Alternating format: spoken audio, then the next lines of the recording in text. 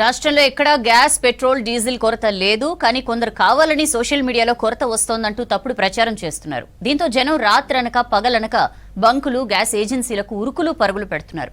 Social మీడియాలో వస్తున్న అవాస్తవాల్ని నమ్మొద్దంటున్నారు అధికారులు. నెమ్మదిగా అంతా సెట్ అవుతుందని చెప్తున్నారు.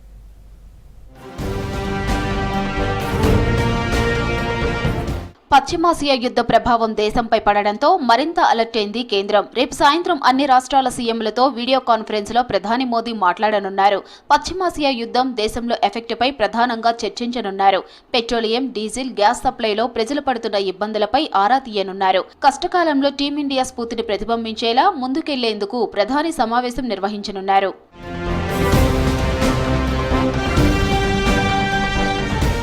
రాష్ట్రంలో గ్యాస్, పెట్రోల్, డీజిల్ కొరత అంటూ వస్తున్న వార్తలపై స్పందించారు civil supply commissioner Stephen Ravindra.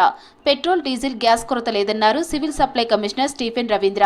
Petrol కొరత ఏర్పడుతుందనే ప్రచారంతో బంకుల వద్ద లైన్లు ఏర్పడుతున్నాయన్నారు. సోషల్ మీడియాలో వదంతుల వ్యాప్తితోనే ఈ పరిస్థితి ఏర్పడిందన్నారు స్టీఫెన్ రవీంద్ర. కూడా కొంచెం పానిక్ బయింగ్ వల్ల జరుగుతుంది.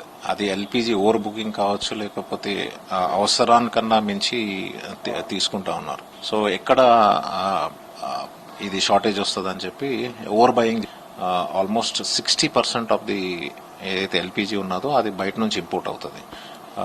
కాకపోతే ఏంటంటే ఈ క్రైసిస్ వచ్చినప్పటి నుంచి గవర్నమెంట్ ఆఫ్ ఇండియా కూడా ఇండిజినియస్ ఎల్పీజీ ప్రొడక్షన్ కూడా చాలా మటుకు ర్యాంప్ అప్ చేశారు, ఇంక్రీజ్ చేశారు. రాష్ట్రంలో గ్యాస్, పెట్రోల్, డీజిల్ కొరత లేదని చెప్తున్నా హైదరాబాద్లోని పెట్రోల్ బంకులు యాజమాన్యాలు నో స్టాక్ బాటిల్ పెడుతున్నాయి. దీంతో వాహనదారులు తీవ్ర ఇబ్బందులు పడుతున్నారు. రాష్ట్రంలో రెండో రోజు పలు పెట్రోల్ బంకుల దగ్గర వాహనాల రద్దీ కొనసాగింది. రాత్రి, పగలు అనే తేడా లేకుండా పెట్రోల్ బంకులకు క్యూ కడుతున్నారు. మరోవైపు సీఎన్జీ గ్యాస్ కోసం కూడా కొందరు బారులు తీరారు ఆటో వాహనదారులు. వదంతులు వచ్చినప్పటి నుంచి ఇంతకుముందే మామూలుగా నార్మల్గా పోసుకునేది, ఎంత అవసరం ఉంటే అంత పోసుకునేది. ఈ వదంతులు వచ్చినప్పటి నుంచి ఏమైందంటే అందరు ప్రతి ఒక్కరు కూడా ట్యాంక్ ఫుల్ చేసుకోవడం జరుగుతుంది. దీనివల్ల కూడా కొంచెం మిస్అండర్స్టాండింగ్ అవుతుంది పబ్లిక్ లోపల. పొద్దున్న వచ్చినా చాలా కొంచెం పబ్లిక్ ఎక్కువ ఉంటుంది, ఇప్పుడు వచ్చినా కొంచెం తక్కువ ఉంటుంది, పోపించుకున్నాను. అందుకే ఉంది అని చెప్తున్నారు. కానీ షార్టేజీ పెట్రోల్ బంకులో చూస్తే మళ్ళీ పబ్లిక్ ఫుల్లే ఉన్నారు. హైదరాబాద్లోని షేక్పేట్లో గ్యాస్ సిలిండర్లను ఎత్తుకెళ్లేందుకు ప్రయత్నించారు వినియోగదారులు. గ్యాస్ ఏజెన్సీ నుంచి సిలిండర్లతో బయటకు వచ్చిన ఆటోపై అక్కడే వెయిట్ చేస్తున్న జనం ఎగబడ్డారు. గ్యాస్ బుక్ చేసి రోజులు గడుస్తున్నా రాకపోవడంతో విసుగుపోయిన కస్టమర్లు ఆటోలోని సిలిండర్లను ఎత్తుకెళ్లేందుకు ప్రయత్నించారు. స్థానికుల సాయంతో వారిని అడ్డుకున్నారు గ్యాస్ ఏజెన్సీ సిబ్బంది. హైదరాబాద్ లక్డీకాపుల్లో గ్యాస్ కోసం ఆందోళన చేశారు ఆటో డ్రైవర్లు. 2 రోజుల నుంచి గ్యాస్ కోసం ఎదురు చూస్తున్నా పట్టించుకోవట్లేదన్నారు. అటు పలు జిల్లాల్లోనూ పలు బంకుల్లో నో స్టాక్ బోర్డులు దర్శనమిస్తున్నాయి. ఆదిలాబాద్ జిల్లాలో పెట్రోల్, డీజిల్ దొరకడం లేదు. తెల్లవారుజాము నుంచే బంకుల దగ్గర క్యూ కట్టారు వాహనదారులు. ఆదిలాబాద్లో రెండో రోజు నో స్టాక్ బోర్డులు పెట్టారు డీలర్లు. దీంతో పెట్రోల్, డీజిల్ కోసం అవస్థలు పడ్డారు వాహనదారులు. మహబూబాబాద్ జిల్లా బయ్యారంలో గ్యాస్ సిలిండర్ల కోసం క్యూ కట్టారు జనం.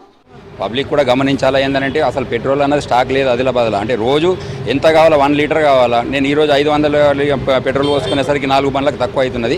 సాధారణంగా ఇట్లా ఎందుకంటే దేశ పరిస్థితుల మీదకి వెళ్ళి మనం అన్నిటికీ ఓర్చుకోవాల్సి వస్తుంది. ఇప్పుడు గ్యాస్ లేక 10 రోజులు అవుతుంది, చాలా ఇబ్బంది పడుతున్నాం. ఎందుకంటే ఇండోర్ ఎలక్ట్రిక్ కట్టెలు ఉండే వల్ల ఉండేది, ఇప్పుడు కట్టెలు కూడా గ్యాస్ లేకపోవడం వల్ల చాలా ఇబ్బంది ఎదుర్కోవడం, పని పెట్టులు కూడా ఇబ్బంది అవుతుంది.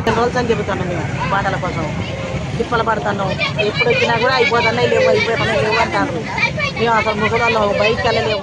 ప్రస్తుతం దేశంలో 2 నెలలకు సరిపడా చమురు నిల్వలు ఉన్నాయంటున్నారు అధికారులు. జనాలు పానిక్ కావాల్సిన అవసరం లేదంటున్నారు. యుద్ధ ప్రభావం త్వరగా ముగిస్తే అన్ని చక్కబడతాయని ప్రజలకు భరోసా ఇస్తున్నారు.